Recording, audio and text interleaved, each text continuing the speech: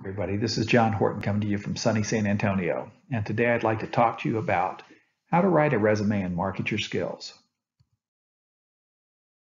Before we get started, looking for a job can be very stressful, and the best way to reduce that stress is to be prepared before you start.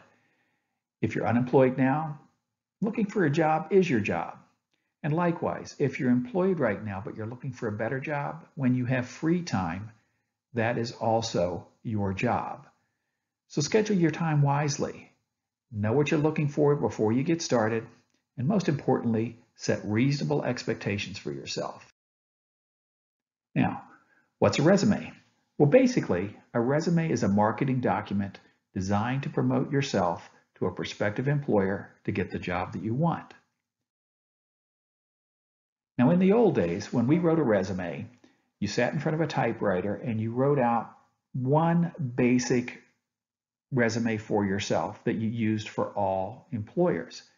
And if you wanted to have a different version of that resume, it was very difficult because you had to type the whole thing over again and change the parts that you want. Now that we do that electronically, it's much easier to do. And a good way to decide how to tailor a resume is by using an employer's position description as your guide. So think of it this way. An employer's position description contains the questions on a test. Your resume provides your answers to those questions. Now, what do I mean by that?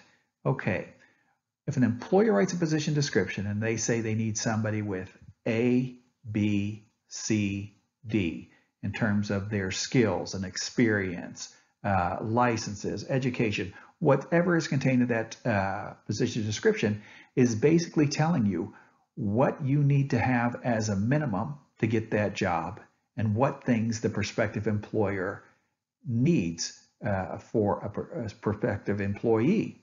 So it's important that if they said A, B, C, D, E, that you check off as many boxes as you can to let them know that you have it, that you've done it, that you've been successful at it. You're the person that they're looking for. Now, being honest with yourself, if you have your choice between going for two jobs, one that you have all of those things and another job that really sounds good to you, but you don't have the bare minimum that they're asking for, you need to ask yourself where you want to spend more of your time. And would that be applying for the job that you have a chance of getting or going after the one that you most likely would not? And I would say to you, if you want to go after that job where you don't have much of a chance of getting it, rather than spend a lot of time on that, look at what that employer is asking for and figure out how you can get those things that that employer wants before you apply for that job. To have a chance of landing the job that you want, prospective employers must gain a good understanding of 5 key things from your resume about you. And those are your skill set, your relevant experience, your professional work traits, the value adds that you bring, and what successful outcomes you have achieved in previous positions. Your resume needs to do several things. It needs to look professional, be concise, be free of spelling, typographical, grammatical errors, and be true and accurate. Now, when you write your own resume, it's very difficult to catch mistakes that you've made. You're going to look at it and it's going to sound right to you because that's how you thought it when you wrote it out. So I recommend very strongly that when you're done, you show your resume to another person or multiple other people and have them proof check it for you. It'll be much easier for them to find your spelling mistakes, typographical errors, things of that nature, things that don't read right, that you are not going to see yourself. So get help. Designing your resume, it's important that you pick the right font. You want it to be clear, legible, and easy to read. So I recommend going with a professional looking font like Times New Roman or Arial or Calibri. There's lots of choices, but the fancier you make it, it might be a statement about yourself or your personality. However, it might not be perceived the same way when you give it to someone else. So I would keep it simple and clean and use font sizes between 10 and 12. Those are very easy to read. If, for example, you're a new job seeker and you don't have a lot to say about yourself, you might want to go with 12, the larger of the two, because it'll help you fill up some space. But if you're a more seasoned person with more experience and more to say, 10 can help you fit more into a tighter space. But given that, you want to try to keep your resume between 1 and 2 pages. Now, obviously, if you've been working for 20 or 30 years, it's very difficult to do. One way to help you keep it shorter is to only put the things that are relevant to a prospective employer and only go back, say, 10 years. Now, you can list the positions that you had prior to 10 years ago, but you don't need to go into great detail about that unless they showcase something that the current position that you're looking for calls for.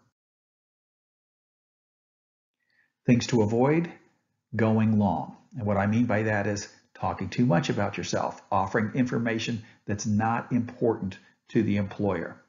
So listing information that's not accurate or relevant, save space. Don't put it in.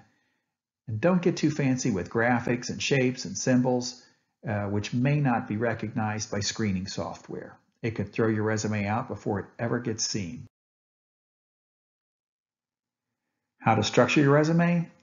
Now, depending on the type of job that you're going for or the relative experience you have, these sections may change in order, but they're all still going to need to be in a resume. So let me tell you what those areas are. Your contact information, a professional objective statement, which we'll talk about later, likewise with the summary of skills, your work history and accomplishments, education, certifications, licenses, and references. Now, for most people, this is the order that you're going to want to be in. But let's say that you're a student that's just graduated from high school or college and you're going for a job and you don't have any work experience or not much work experience. Lead with your strengths. Move your education above your work history.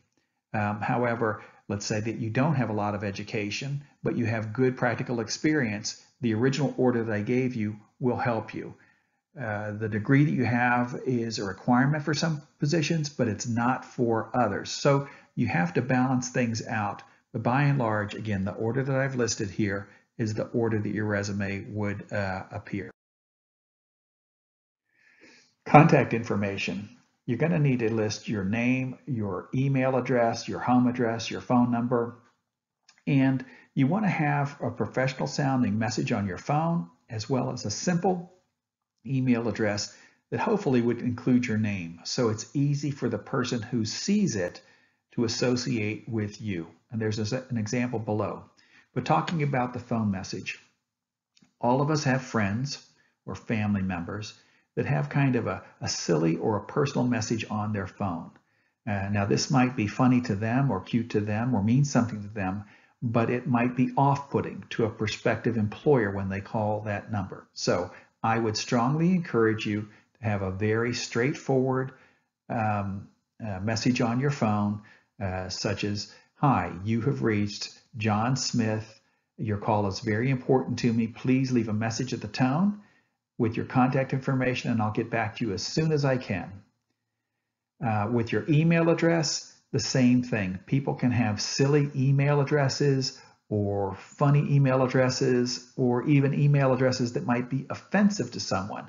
Well, if you have a Gmail account, you can set up multiple accounts for yourself. I would propose that if you don't have a basic email address that a person looking at it would know that it's you, that you create one that perhaps has your first initial, your last name, the state that you live in, the city that you live in, the abbreviation, some way to know that it's you, and it's easily distinguishable from other email addresses.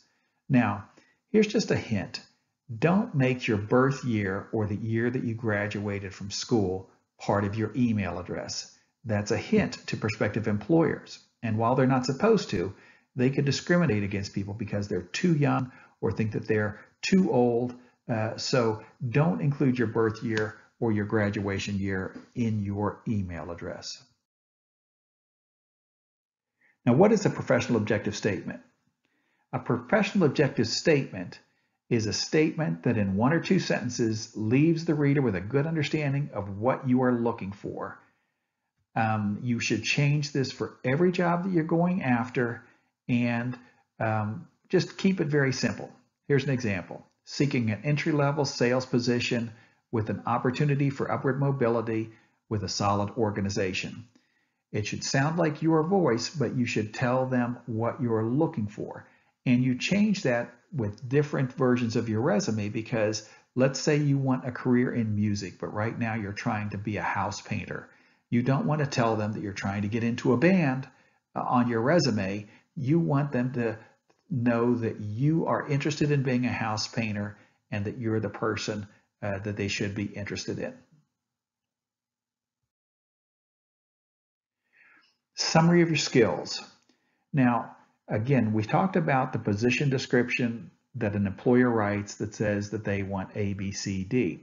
The summary of your skills is a good way of showcasing that you have the skills that they're looking for or that are relevant to that position.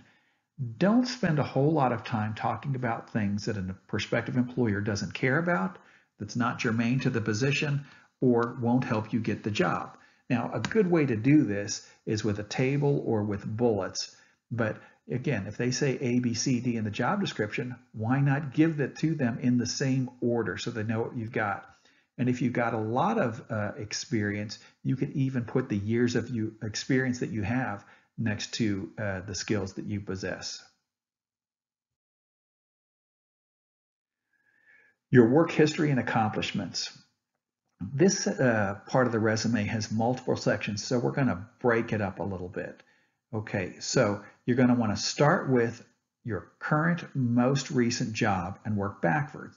That's called reverse chronological order. So include the job title, the employer, i.e. the company's name, the city, the state, and the dates of employment.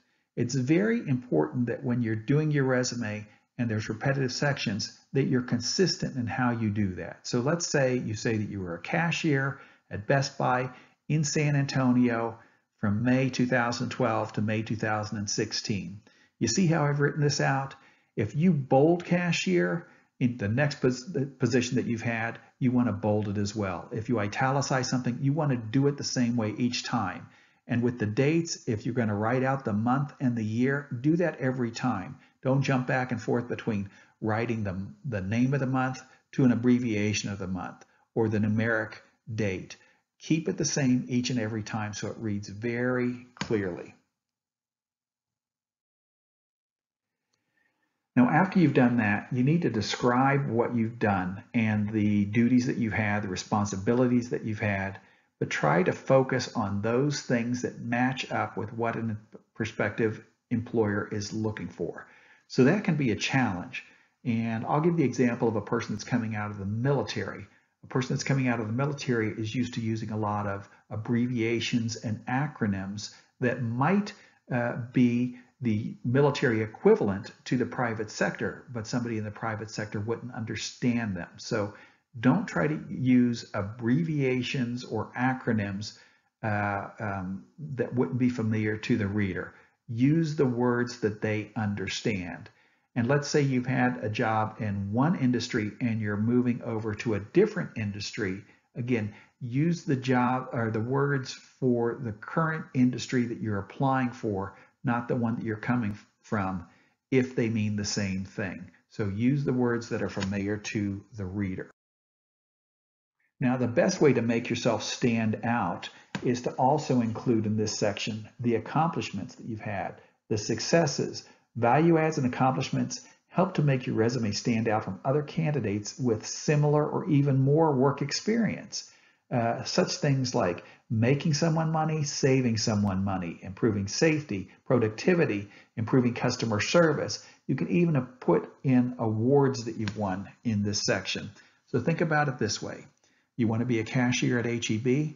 50 people are applying for the same position. You've all been cashiers. You're going to start with, I was a cashier, I managed my bank, I made change for customers, I kept my station clean, I was on time, I gave them directions as needed.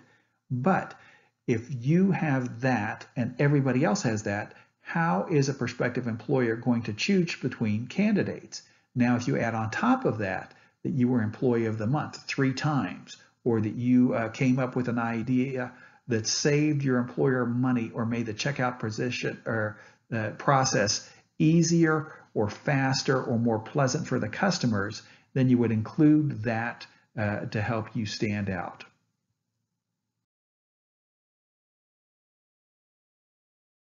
Certifications and licenses.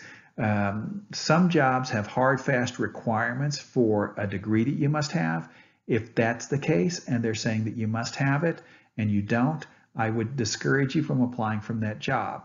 However, some employers and some positions, they might say a bachelor's degree or 5 years of experience. And if you have the experience but not the education, or the education without the experience, then by all means proceed and spell that out.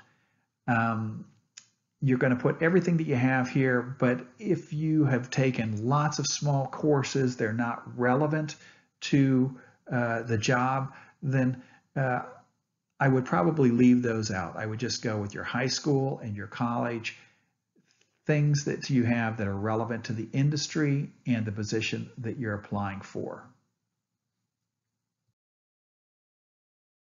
Now for references, it's important that you have good references.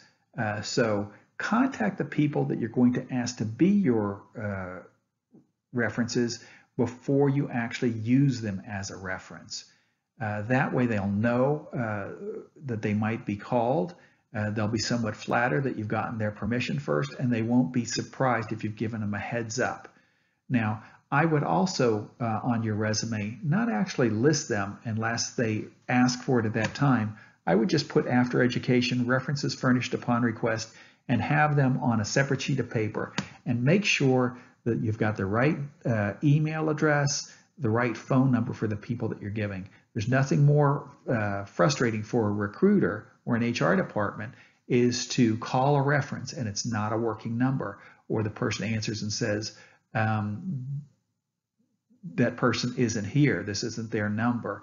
You want to always make sure that the information that you have is accurate, and the best way to do all the things that I'm talking about is to talk about talk to your references frequently, so you know that it's a good number for them and they're expecting a call. Now, we've talked about this a little bit at the beginning, but how many versions of a resume do you need? Well, you need as many as they're jobs that you're applying for. You should tailor each one for the specific job that you're applying for, and even within the same career field, the resumes might be slightly or even appreciably different from one another based on the position description that you're applying for. Now, it's hard to keep that straight, so what you want to do is when you make a file name for that version of your resume, you include your name, the position that you're applying for, the company, and the date, and that way you'll know each and every time which version of the resume that you're looking for, and you should have many of them. Now, it's very important that you try to get your resume into the hands of the right person. Many employers require you to upload your resumes to the website, fill out online applications. Having your resume done on time will make this process easier by virtue of the fact that you will just have to cut and paste. But whenever possible, you want to try to get your resume directly into the hands of the ultimate decision maker. And to do this, networking is key.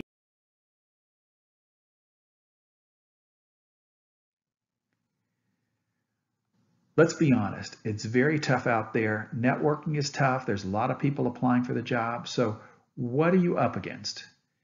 Many positions that you're going to see posted are already gone by the time that you see them. There's nothing that you can do about that.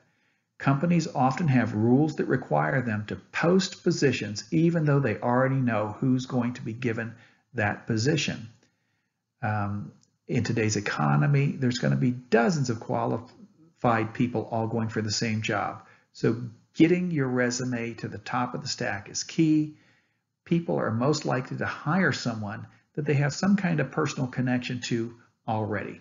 Think about this. Do you think you would have a better chance of applying to a new company and just having your resume submitted online, or having somebody that already works in that company that's in good standing walk into the decision maker's office and say, hey boss, I've got a resume for you. I know this person, they're a good person. Please give it some consideration. Personally, I think in the second case, your chances are going to be much better. Another example would be if you want to get your house painted and you don't know a lot about house painters. Are you going to hire the guy that leaves a note stuck in your door written in Sharpie that says, I paint houses? Or are you going to call your neighbor who painted their house last year and say, hey, who was the company that did it? Were they reasonable? Did they do a good job? Are you happy with their work? Did they clean up after themselves? Once you get a reference from somebody, you're much more likely to hire that person than starting from scratch. Now, you can do this by yourself, but it's much better to get help. And who can help you? Well, everybody in your personal and professional network already, your friends, your family members, teachers, former teachers, co-workers, past co-workers, neighbors, acquaintances, people that you know from clubs or church or a social circle that you belong to that might not be your best friend, but you know them. You're friendly with that person. They know you and you know each other's name. So when you approach a person, there's an old ask for help. If you ask for a job, you're likely to get advice. But if you ask for advice, you're likely to get a job. Be humble and get everyone who can possibly help you involved in your job search. Do's and don'ts about social media. Employers look at social media sites now to see what you're saying and doing. My advice to you is don't post anything that you wouldn't want your mother to see, and to keep controversial opinions that you might have on certain subjects to yourself. You most certainly are entitled to your position on any number of subjects, but take it for granted. If you have a strong position on something, half the people on the planet disagree with you as we speak. So why would you take a chance at getting half the people that might look at your resume mad at you? That's completely up to you. Again, you can put anything on social media that you want, but that is how people are going to look and judge you. So I recommend that you keep your cards a little bit closer to your vest and not post anything that might be offensive to someone else. Now here is a sample resume format that basically shows everything that I've talked to this point. You can pause, go back in this presentation, look at it again, but you can see starting from the top with the contact information. Now see what I've done here? A lot of people use 4, 5, 6 lines to list the information of how they can be contacted. But you can consolidate that to 2 simple lines by having your name and email address on the top line, then your street address and phone numbers on the second line. Professional objective statement, 1 or 2 sentences that lets the reader know exactly what you're looking for and what you're about. The summary of skills, see, I've put this in a table format with bullets, and it calls out those things that are relevant to what an employer is asking for. Next, your work history and accomplishments, the job title, company name, city, state, from when to when should always be in the same format. I recommend the description of the position that you use paragraph form rather than bullets. Make sure that you keep the tense correct. What I mean by that is if you currently are in a job, you would say, I currently do this. But when you're talking about a job that you did in the past, you're not going to say, I do this. You're going to say, I did this. And this is a common mistake. When people go in to update their resume, they don't change the tense of the previous position that they have to make it past tense. And when an employer is reading that, they're going to say, this person does not pay attention to detail. So describe the responsibilities and duties that you have in each of your positions, but tailor it to the audience, tailor it to the person that you're applying to and the position description that they have posted. Keep down the acronyms, military jargon, government jargon. things that might be specific to a specific industry, but not really standard language used by another, is strictly to be avoided. Okay, after you list your duties and your experience, list your accomplishments. That will help you stand out. After that, education certifications, and lastly, references. Well, I hope this has been helpful. I'm sorry I had to be so quick. We have size limitations on what we can post. So I wish you all the best and good luck. This slide contains useful information about additional resources through the San Antonio Public Library.